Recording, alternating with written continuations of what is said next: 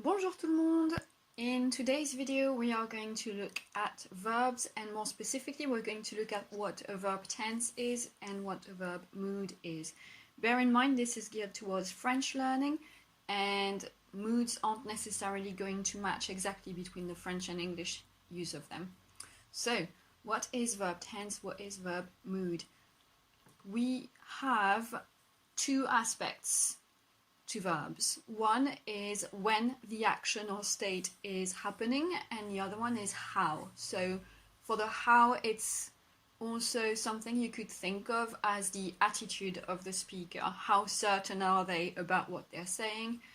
Is it something they wish or something that's actually happened? So tense tells you when, and mood tells you how the speaker is seeing the action.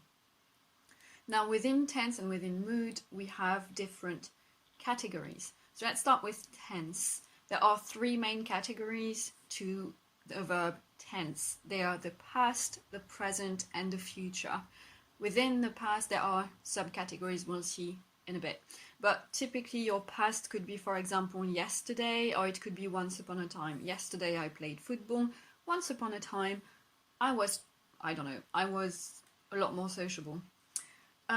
Then we have the present tense, which could be either for describing an event, an action, or a state that is true right now, or something that is usually true.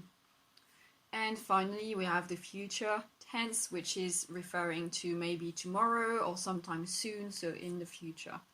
So that's how you can think of tense. It's about when something's happening. Mood, slightly more complex. It's about how. So we have in French, there are more moods than those four, but I've put just those four down because they're the ones that have a subject. So they're the ones that are related to someone doing the action or being in the state of the verb. So indicative, conditional, imperative, and subjunctive. Subjunctive exists in English, but you very rarely use it nowadays, and it also doesn't really look different from some other moods. So you might think it doesn't exist in English, but it does. So subjunctive ends up being one of the toughest ones for you to cope with, because in French it's actually very, very common. So let's look at indicative first. We use the indicative mood when it's for a statement. So that means it's in the actual world. Something has actually happened, or will actually happen, or is actually happening. The speaker is stating a fact. So facts go with the indicative mood. Conditional mood is for possibilities and wishes. So I would like this is a typical example of that. It's conditional. So I would like this if other conditions were fulfilled. So it might not be fact, it's just something that we would like to see.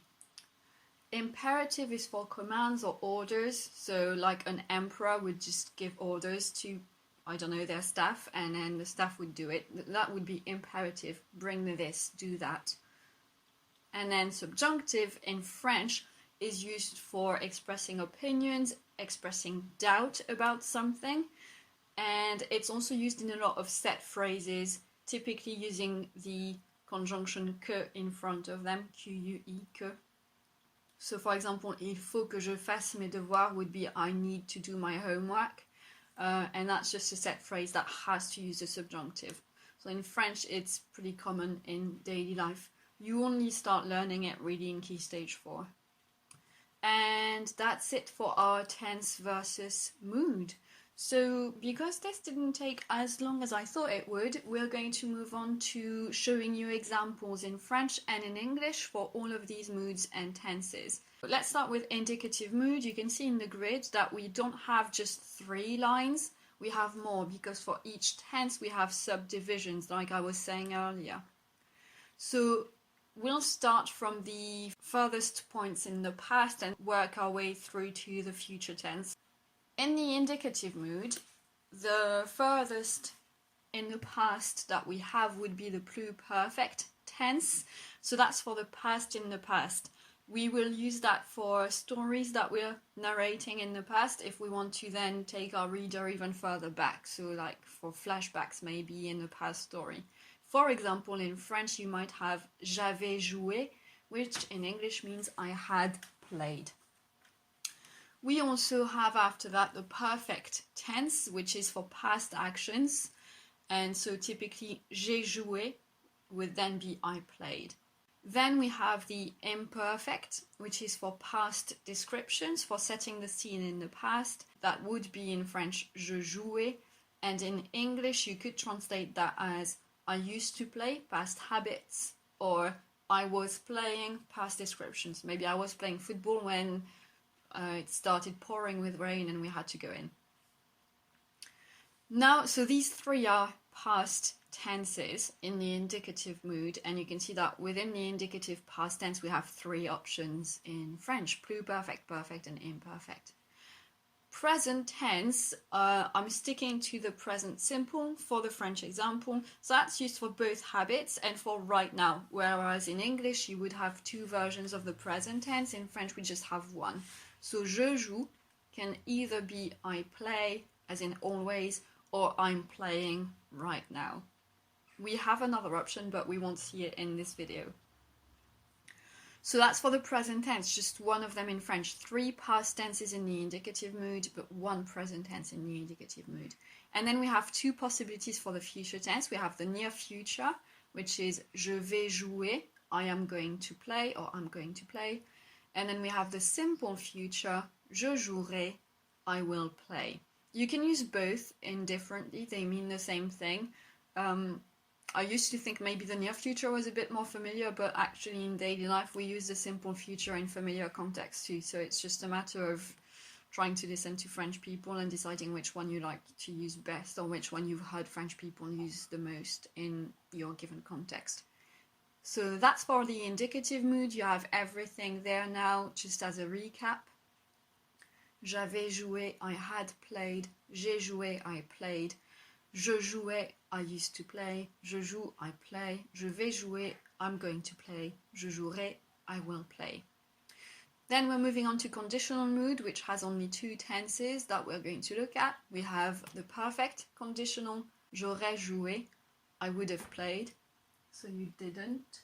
And then you have the present conditional, which is je jouerais, I would play. So with the perfect conditional, the necessary condition for you to play has not been fulfilled. So it's done, it's over. I would have played if you'd let me, but now the time for it is gone. We've missed an opportunity.